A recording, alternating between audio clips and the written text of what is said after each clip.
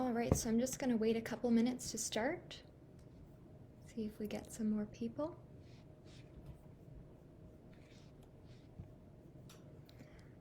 Hello, some people joining us. I'm just going to wait a couple minutes.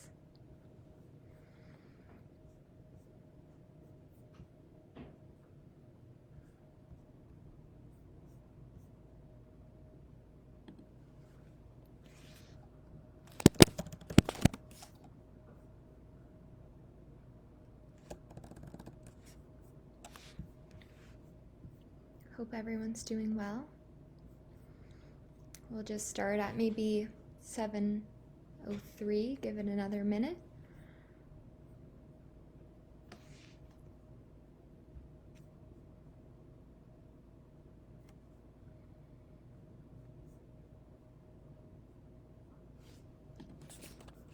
Hi, Natalie. How are you?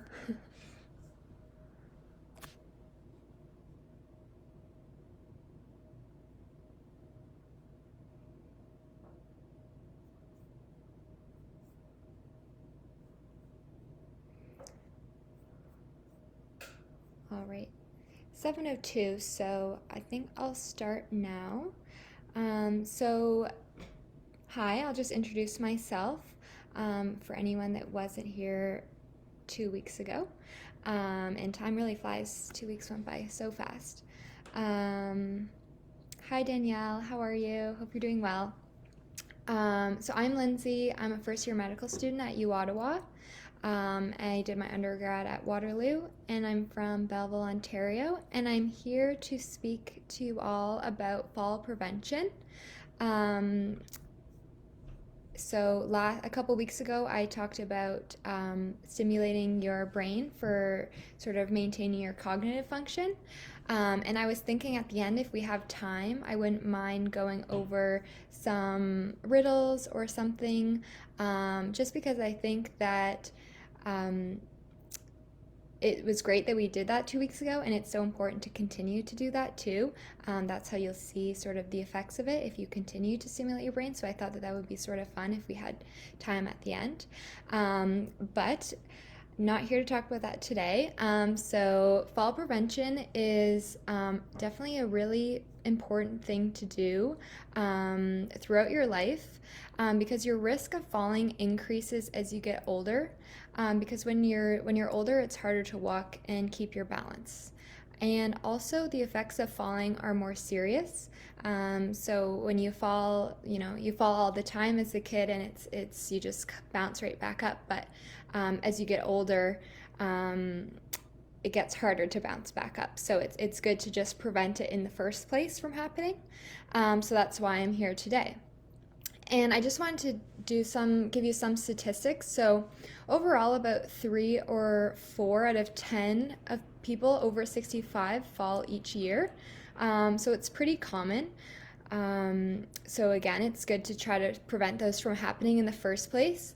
And there are many factors that can increase your risk of falling, such as vision problems or even just being sick or unfamiliar with your environment. I know for me,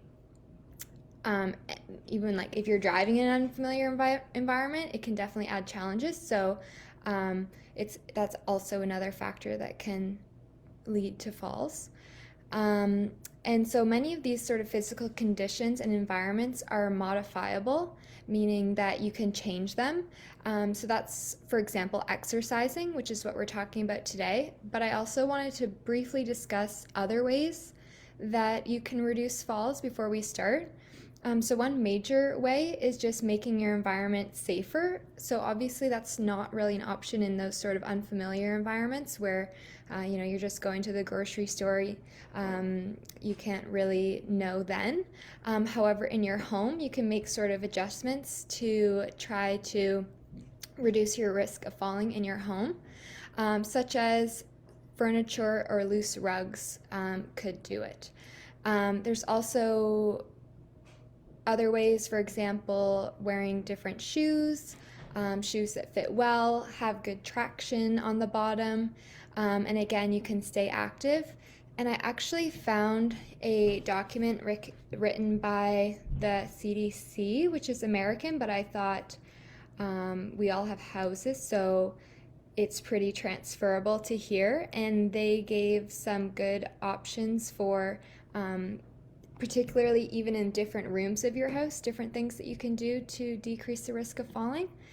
So I thought I would just go over some examples that they gave. So, for example, they talked about looking at each floor in each room of your house. And so, when you walk through the room, do you have to walk around the furniture? Maybe moving furniture so your path is clear? Do you have throw rugs on the floor?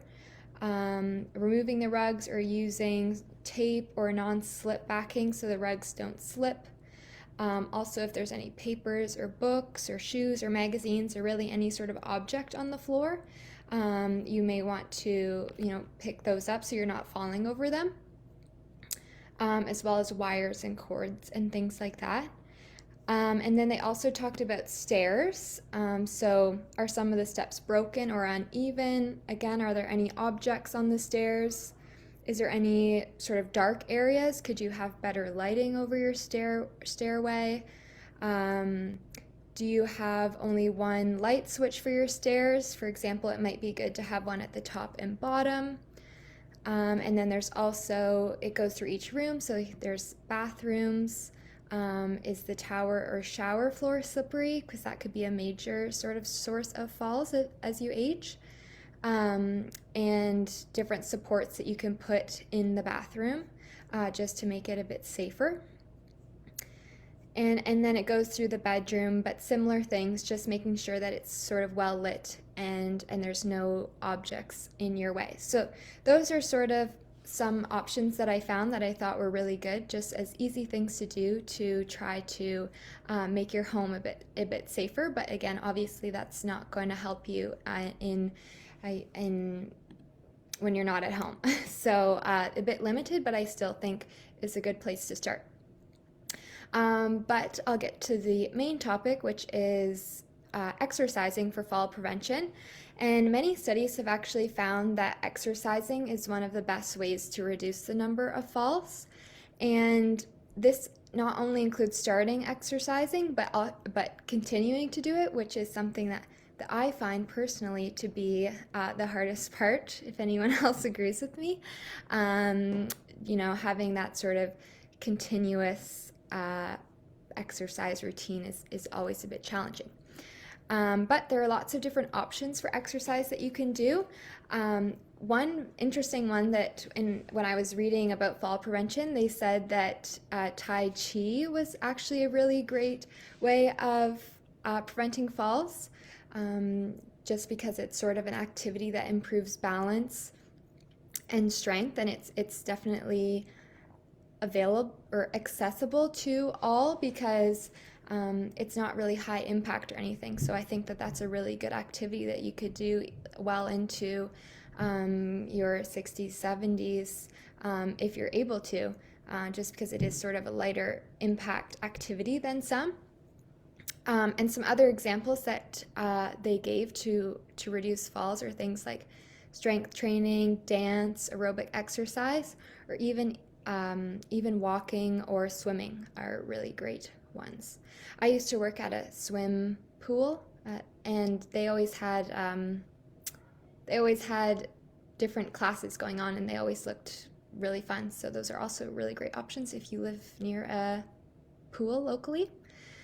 And thank you. Yeah, that was a really great list. I'm just looking at the comments to make homes safer.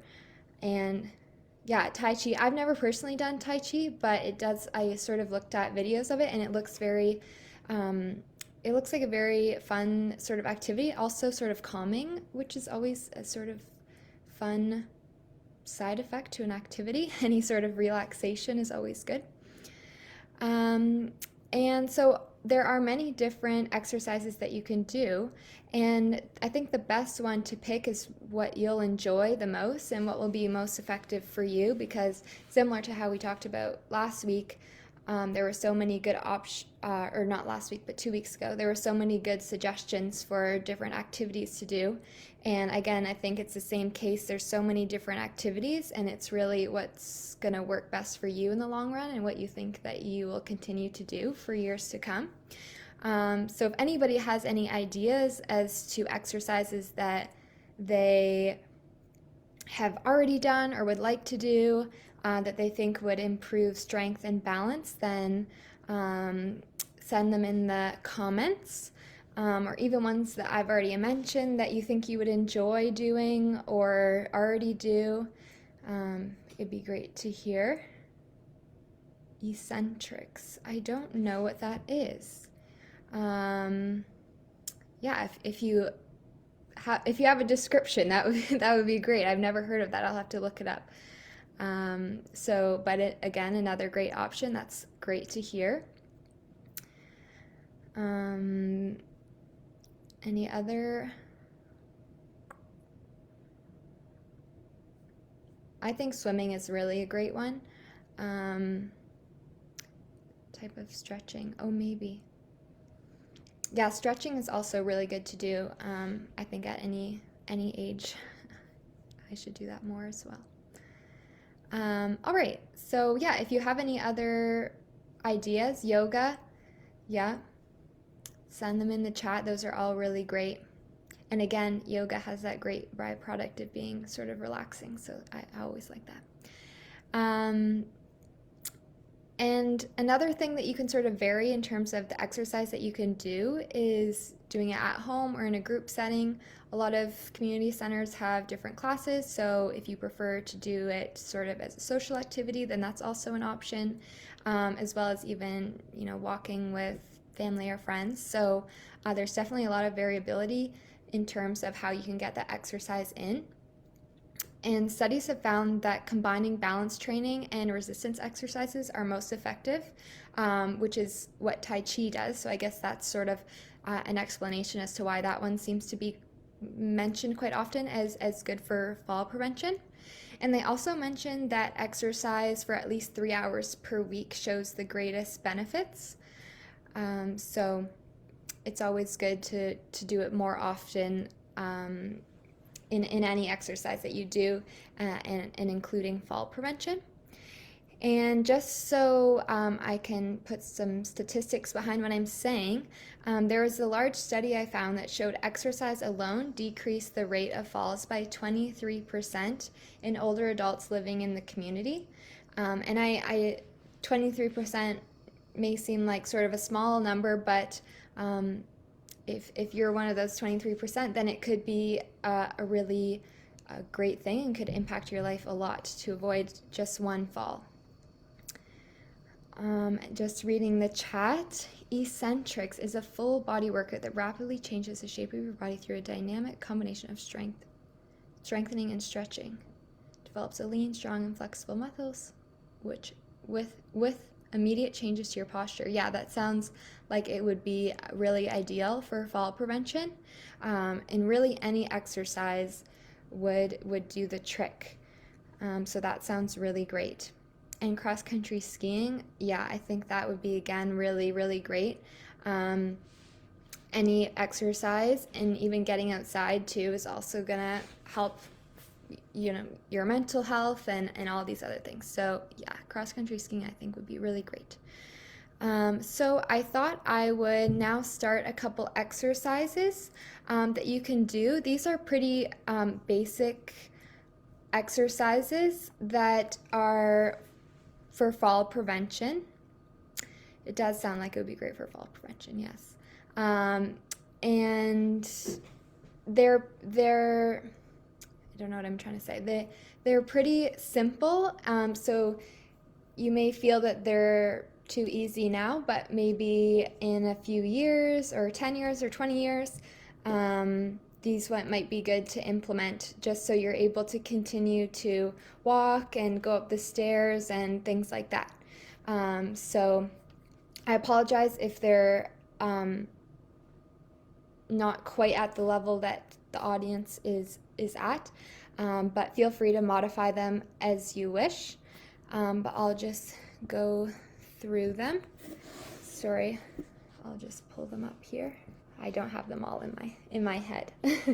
So hopefully you'll be able to see me do them. Some of them require a chair, so I hope everyone has a chair. I'm not sure. I want to make sure that everyone can see what I'm doing. Okay, so the first one is just called sit to stand. So it is as it sounds. You just are going to be sitting on the chair, and this helps you continually be able to get up off the sofa, out of chairs, even making sure that you're able to get up off the toilet, which can be a problem for as you age. So basically what you're going to do is just sit down and sort of move to the edge of your chair and place your feet shoulder width apart. And then you're going to lean forward over your knees, keeping your back straight, and pushing both hands off of a railing if you have one. I don't. And then just standing up slowly. So just making sure that we're able to continue to get up out of our chairs, which is obviously a really important function to be able to have. And then you hold it for 10 seconds and repeat it, making sure you're bending at the waist and reaching for your armrests. You want to make sure that you're not just plopping back into your chair, but maintaining some control in that. And so you can repeat that activity 5 to 10 times. If it's too easy, then you can do more reps. You can also change the positioning of your hands. So if you're using both handrails, then you can just use one hand, or you could get up with no hands to make it a bit harder, or even cross your hands at your chest.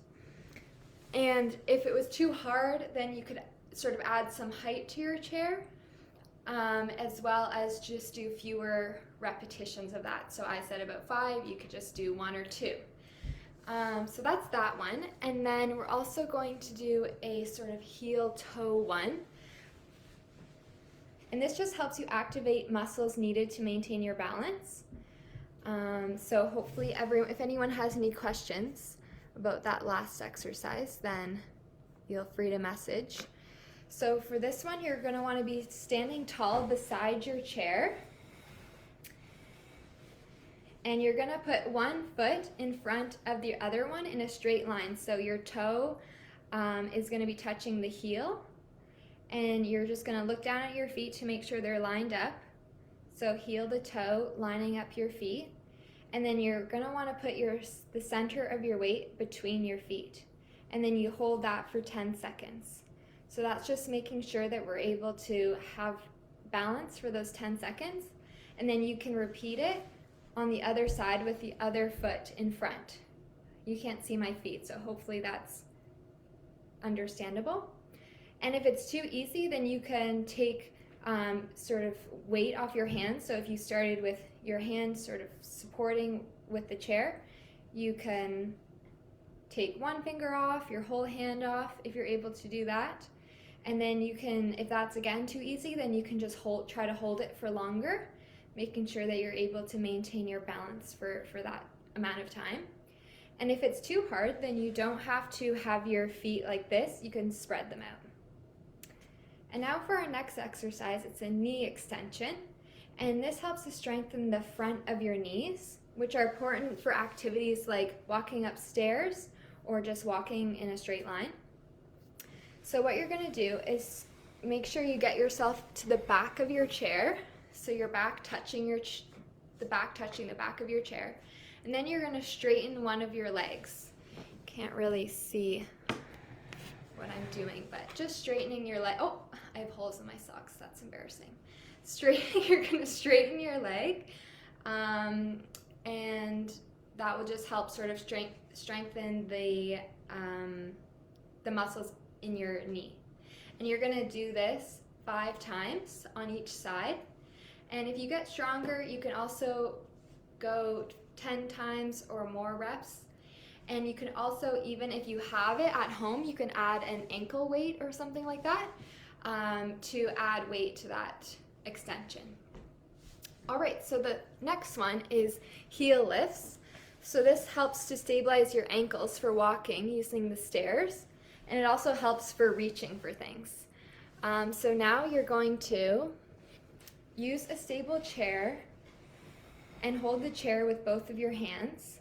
And you're just gonna lift your heels off the floor just to strengthen those muscles in the back of your legs, and it will make it easier to walk upstairs. And if this is too easy, then you can try to remove fingers from your chairs or take them off altogether.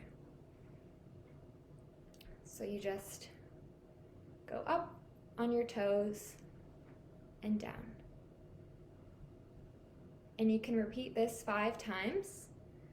And if it's too easy, then you can repeat it 10, 20, or more.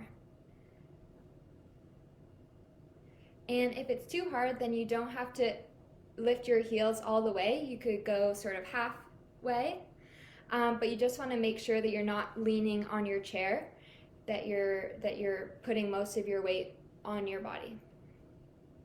You can also do this exercise in a seated position. So if you sit down, you can also lift your heels so that your toes are on the ground.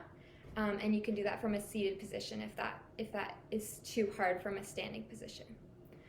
All right, so this next exercise is to improve flexibility, endurance, upper body strength, and posture. So a lot of things that this one can help. So you're gonna wanna sit down and make sure that you're sort of in an upright position with your palms up. And then you're gonna raise your arms over your head, just like that.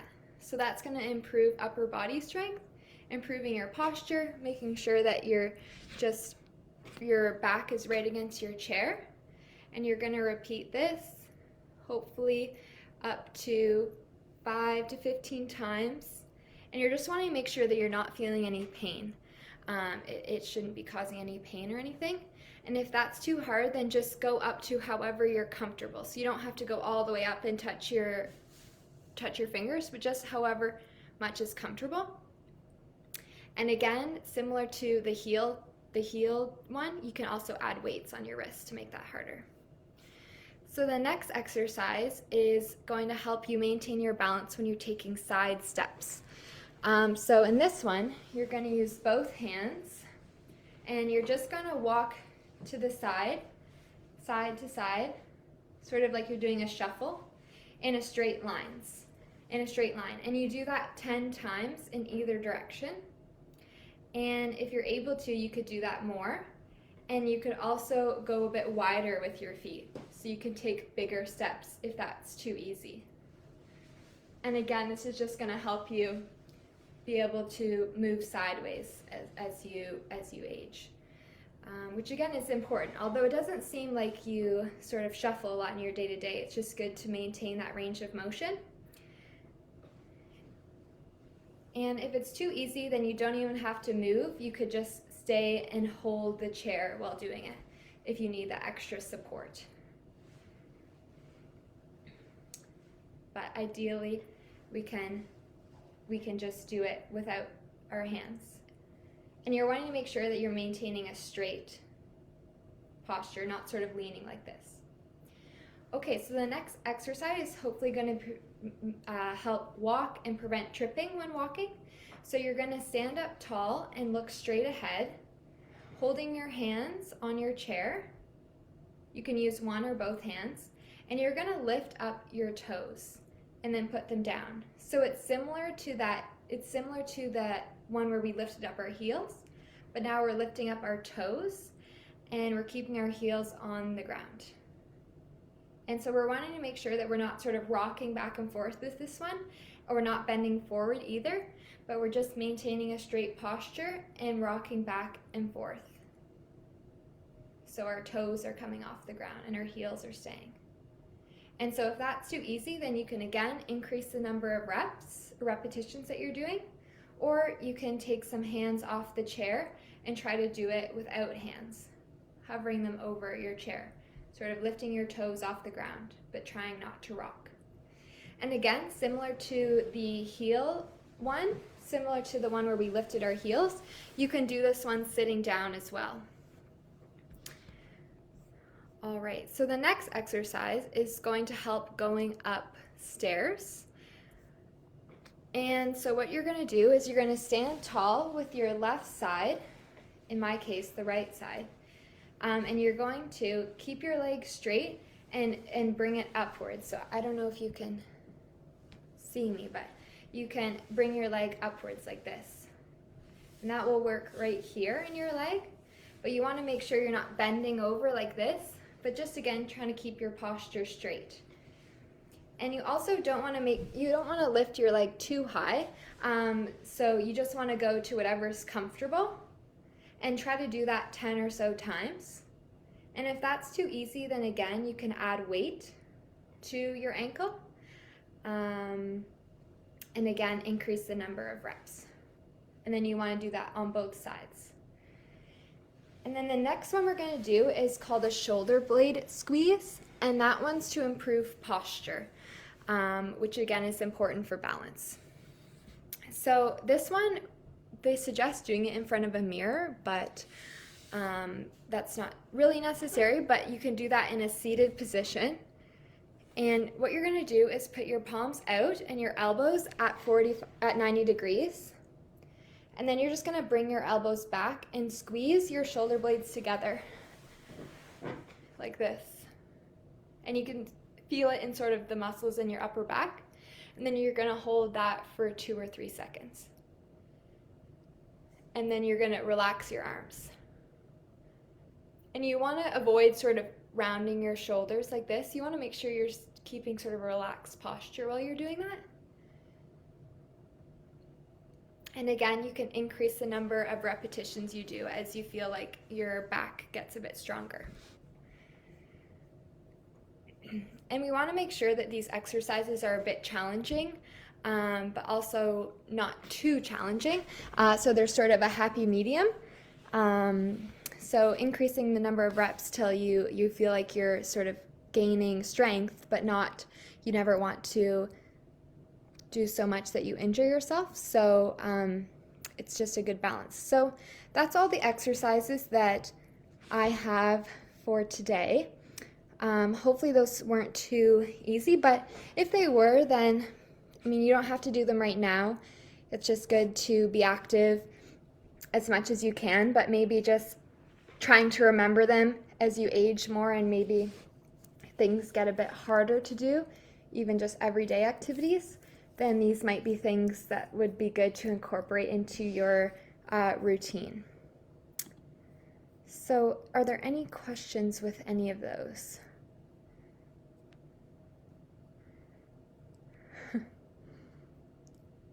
Yeah, they're definitely easy to add to your daily routine, and a lot of them you're already doing in your daily routine, but it's just good to make sure that we continually are able to do them, because a lot of these are, again, exercises that you're doing in your daily life, so not being able to do them would be sort of hindering, I think, and could hinder your ability to complete the things or do the things that you enjoy doing in your everyday life. So I think it's really good to, thank you, Brenda. It's good to sort of continue to do those exercises and keep those skills up.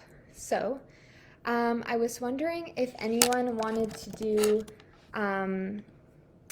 some riddles, maybe just one, now that we're done with that, just to try to make sure that it's sort of nice to incorporate things from weeks prior, making sure that we're incorporating all of these into our daily lives. So I thought that we could try one.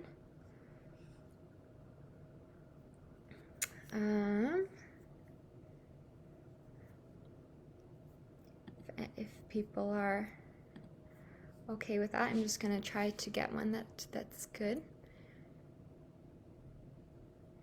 All right, here's one. Definitely great info. Okay, great. All right, so here is the riddle. 2 fathers and 2 sons are in a car, yet there are only 3 people in the car. How?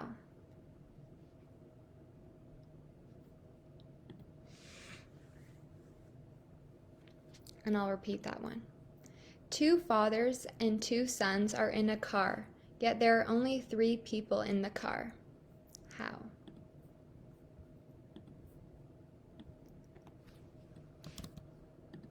Maybe I can. I also typed it in the chat too. 1 is the grandfather. Yes, that's it. A grandfather, a father, and a son. All right, so that's everything that I have for today. I hope that everyone, boys or twins? Ooh, 2. Yeah, that's another good guess. Yeah, so I hope everyone had a good time and learned some different exercises that you can do to maintain balance and strength, so that we can prevent falls into our old age, and again continue to stimulate your brain as well as exercise your body, both very important. So I hope everyone has a really good night. It was great to be back. Thank you so much. Bye everyone.